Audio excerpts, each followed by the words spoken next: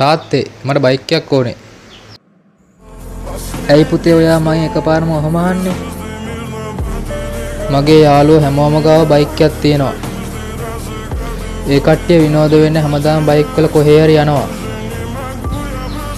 ඒත් මට විතරයි බයික් එකක් නැත්තේ. මම කොච්චර පව්කාරද?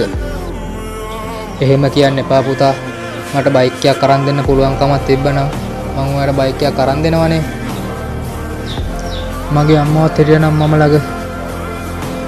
ඔයාගේ අම්මා ළඟ නැති වුණාට මම ඉන්නවනේ පුතේ ඔයා ළඟ. ඔයා ඉතින් ළඟ හිටියට මට ආස දේවල් නැත්තම් වැඩක් තියනවද?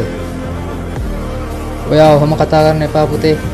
ඔයා ඔහොම කතා කරද්දී මගේ හිත ගොඩක් රිදෙනවා. එතකොට තාත්තා දන්නවද? යාළුවා මට බයික් එකක් නැහැ කියලා මාව කොන් කරද්දී මට කොච්චර දුක හිතෙනවද කියලා. පුතා ඒවා හිතන්න එපා. ඒ ළමයින්ගේ අම්මලාට හොඳට සල්ලි තියෙන නිසා ඒ ළමයි වාහන පදිනවා. ඒත් පුතා දන්නවනේ මම කරන ජොබ් එක මොකද්ද කියලා. ඒකෙන් හම්බ වෙන සල්ලි වලින් ගේ අයිතිකාරයටත් දීලා පුතාගේ ඉගෙන ගන්න වැඩවලට වේදම් කරන්නේ. ඔව් ඉතින් තාත්තා කුණු වදින රස්සාවනේ කරන්නේ. එහෙම කියන්න එපා පුතා. ඒ කාලේ අපේ අම්මලාට අපිව ඉස්කෝලේවත් යවන්න සල්ලියක් තිබ්බේ නැහැ. ඒ හින්දා පුතාට මට උන දේ වෙන්නේ නැතුව පුළුවන් විදියට පුතාව ඉස්කෝලේ යවලා පුතාට මම හොඳට උගන්වනවානේ. එහෙනම් තාත්තා අපි මේ වයසේ බයික් පදින්න නැත්නම් කොල්ලොත් එක්ක වයසට ගිහලා බයික් පදින්නද? හරි පුතා පොඩ්ඩක් ඉන්න. මම මොන හරි කරන්න බලන්නම් ඉතින් ඔයාට. මහත්තයාගේ බයික් එක විකුණනවා කියලා ආරංචියක් ආවා.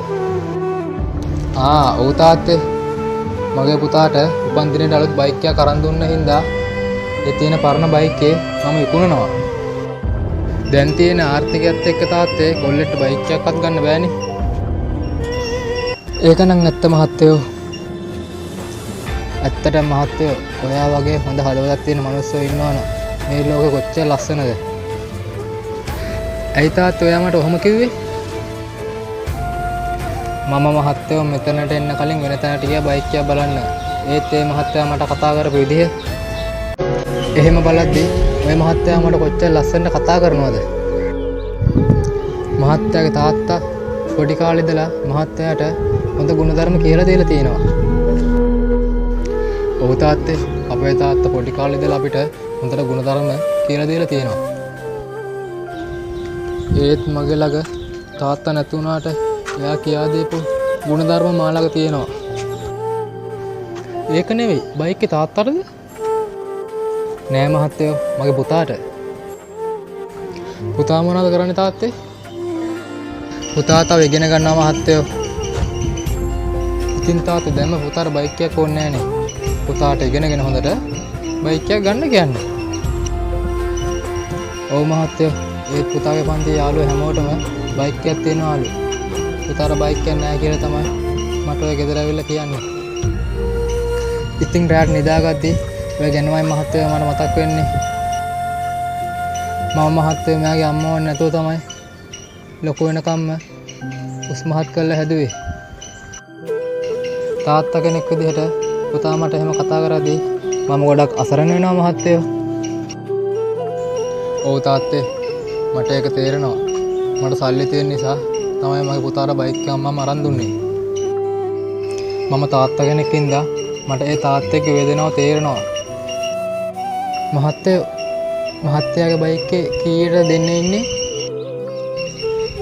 මම මේ බයික් එක අරගෙන දැන් අවුරුද්දක්වත් නැහැ. ගත්ත ගානට වැඩිය අඩු කරලා දෙන්න තමයි හිතන් ඉන්නේ. තාත්තා බයික් එක ගන්නවද? ඔව් මහත්තයෝ. මට අහන්නත් බැරි වුණානේ. තාත්තා මොනවද ගන්න රස්සාව? මම කුණු වදින ලොරියේ ඩ්‍රයිවර් රස්සාව කරන්නේ මහත්තයෝ. මම ඒකෙන් ගන්න පඩියෙන් තමයි මගේ පුතාගේ ඉගෙන ගන්න වැඩවලට වේදම් කරන්නේ මහත්තයෝ. එතකොට තාත්තට මේ බයික් එක ගන්න සල්ලි? ඔව් මහත්තයෝ. මගේ අම්මා මට දීපු මාළයක් තියෙනවා. මම මේ මාළේ තියාගත්තේ මහත්තයෝ මගේ පුතාගේ කැම්පස් එකට යන වේදම මේ මාළෙන් බේරන්න පුළුවන් නිසා. ඒත් දැන් පුතාගේ ආසාව තියෙන බයික් එකේ හින්දා බයික් එක අරගෙනම මම පුතාගේ කැම්පස් වැඩවලට වෙන වේදමක් හොයා ගන්නවා. පුතා මේ දවස්වල මාත් එක්ක කතා කරන්නෙත් නෑ මහත්තයෝ. මම ඉරදෙනව කන්නේත් නෑ. එයා ඒ කේන්තිය මගෙන් පිට කරනවා මහත්තයෝ. තාත්තා කෙනෙක් විදිහට මම මේ වේදනාව කොහොමද දරාගන්නද මහත්තයෝ? ඒකයි මහත්තයෝ මගේ මාළේ කුණලා පුතාට බයික් එකක් අරන් දෙන්නේ. තාත්තේ ඔයා මට කියපු ඔක්කොම දේවල් තේරුණා. මම තාත්තගෙන් ওই දේවල් ඇහුවේ තාත්තව අසරණ කරන්න හිතාගෙන නෙවෙයි. මන් දන්නවා මහත්තයෝ ඒක. තාත්තා කෙනෙක්ගේ ආදරය පිටතට නොපෙන්නුවාට ඒ හිත ඇතුලේ කොච්චර දර්ශනයක් තියෙනවද කියලා දන්නේ තාත්තා කෙනෙක්ම විතරයි තාත්තේ. ඔව් මහත්තයෝ ඒත් අපේ දරුවන්ට ওই දේවල් තේරුම් ගන්නදී අපි මේ ලෝකෙන් නැති වෙලා ඉදී මහත්තයෝ. එහෙම හිතන්න එපා තාත්තේ. තාත්තේ ඔයා ඔය මාළු විකුණන්න එපා තාත්තේ. ඔයාවක පුතාගේ ගිණින් වැඩවලට තියාගන්න. තාත්තේ මේ බයික් එක තාත්තා පුතාට ගිහින් දෙන්න. ඒත් මහත්තයෝ සල්ලි අද තියේ හෙට නැති වෙයි. ඒ තාත්තා කෙනෙක්ගේ ආදරය හැමදාම දරුවන්ටමයි. ඒත් කමක් නෑ මහත්තයෝ. මම සල්ලි දීලා බයික් එක අරගෙන යන්නම්. මම පොඩි කාලේ ඉඳන්ම ගොඩක් දේවල් මගේ අම්මගෙන් තාත්තගෙන් ඉල්ලලා තියෙනවා. ඒත් ඒ දේවල් මට අරන් දෙන්න මගේ අම්මයි තාත්තයි විඳපු දුක මම හොඳට දන්නවා. ඒ වේදනාව ඒ දුක ඔයාගේ මූණේ හොඳට පේනවා තාත්තේ.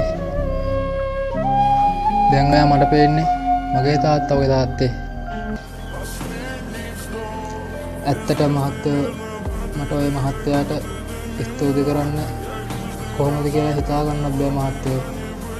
මේ කරපු උදව්වට මහත්තයාට තව තවත් දේවල් ලැබෙන්න කියලා විතරයි මට කියන්න තියෙන මහත්තයෝ. හරි හරි.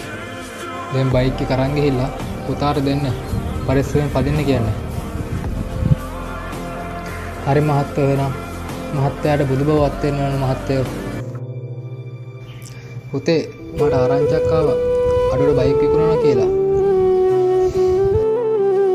මම මේ බයික් එක බලන්න ගියා. ඒ මහත්තයා මගෙන් සේරම විස්තර ඇහුවා. පුතේ අන්නේලි බයික් එකක් ඇති ගිහින් බලන්න හොඳද කියලා.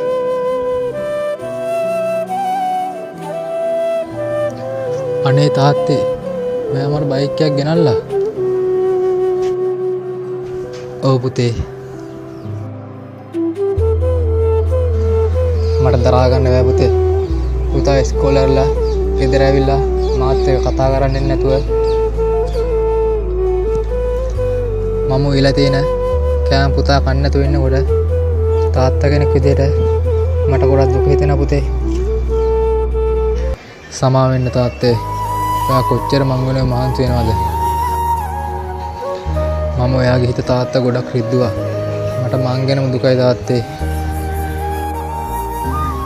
අදින් පස්සේ මම තාත්තගේ හිත රිද්දවන්නේ නැහැ කියලා පොරොන්දු වෙනවා තාත්තේ. හරි පුතේ ඒකට කමන්නේ. ඔයා ඉගෙනගෙන හොඳ තැනකට ඇවිල්ලා ඔයාට මේ බයික් එක දුන්න මහත්තයාව අමතක කරන්න එපා.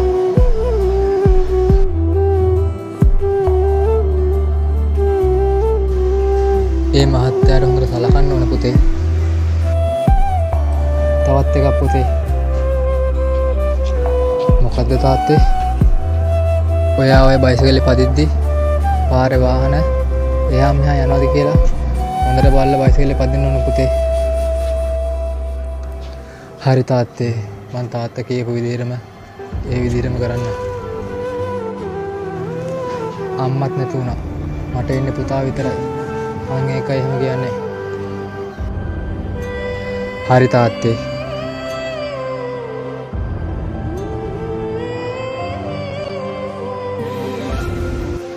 ආයි මචන්ලා කොහොමද ඉතින් ඔයාලට? ඔන්න මං ඔයාලට ආයෙත් අලුතෙන් වීඩියෝ එකක් ගෙනාවා. ඒක බලලා ඒක හොඳයිද නැද්ද කියලා මට කමෙන්ට් එකක් දාන්න ඕනේ. අද ආය මචංලා වෙන චරිත දෙකක්. ඔයාලා දැනගත්තනේ චරිත දෙකෙන් මොකද්ද පෙන්වුවේ කියලා? කවදා මචංලා දෙමාපියන්ට දුක දෙන්නවා මචංලා. ඒ දෙන කොච්චර අපිව උස්මහත් කරන්න මහන්සි වුණාද කියලා දන්නවද? ඔයාලට මේ හදපු වීඩියෝ එකකුත් පෙන්වුවේ ඒක තමයි. ඒ හින්දා කවදාවත් දෙමාපියන්ට දුක් දෙන්නේ නැතුව ඒ දෙන්න සතුටු කරන්න පුළුවන් උපරිම මේ දෙන්න සතුටු කරලා ඒ දෙන්නව හැමදාම සතුටින් තියන්න යාළුවනේ. මං යාළුවනේ අද ගොඩක් වෙලා කතා කරන්න මට නයිට් වැඩ තියෙනවා මචංලා. මං වැට යන්න ඕනේ. මගේ පළවෙනි වීඩියෝ එක බලන්න නැතුව මේ දෙවෙනි වීඩියෝ එක බලන කට්ටිය ගිහිල්ලා පළවෙනි වීඩියෝ එකත් බලලා එන්න. වීඩියෝ හොඳයි නම් මගේ මේ දකුණු පැත්තේ තියෙන subscribe button එක ඔබලා සපෝට් එකක් දෙන්න යාළුවනේ. හරි මචංලා මට වෙලා ගියා. මේ මොකද කියන්නේ කියේ? මං ඉතින් හැමදාම කියන්නේ කියලාම යන්නන්නේ ඔයාලට. අචින්තිතම්පි භවති චින්තිතම්පි විනස්සති. හිතන දේ වෙන්නේ වෙන දේ හිතා ගන්න බෑ යාළුවනේ. ටටා බයි. අයියෝ මට මේක කියන්න බැරුණානේ. subscribe button එක ඔබලා bell icon එකත් click කරන්න. දන්නවනේ මං වීඩියෝ එකක් දාපු ගමන් ඔයාලට ඒක පෙන්වනවා. එහෙනම් යාළුවනේ අපි තුන්වෙනි වීඩියෝ එකෙන් හමු වෙමු. එකක් දැම්මා ඔයාලට, දෙකක් දැම්මා, මං තුන දානවා. තුන දාද්දි ඔයාලා 1යි 2යි බලලා තියෙන්න ඕනේ. හැබැයි කමෙන්ට් එකකුත් දාන්න ඕනේ. ඔයාලා කමෙන්ට් එකම දාන්න නැහැ, වීඩියෝ එක බලනවා විතරයි. හරි යාළුවනේ මම එහෙනම් ගියා. අපි තුන්වෙනි වීඩියෝ එකෙන් හමු වෙමු. ටටා බයි.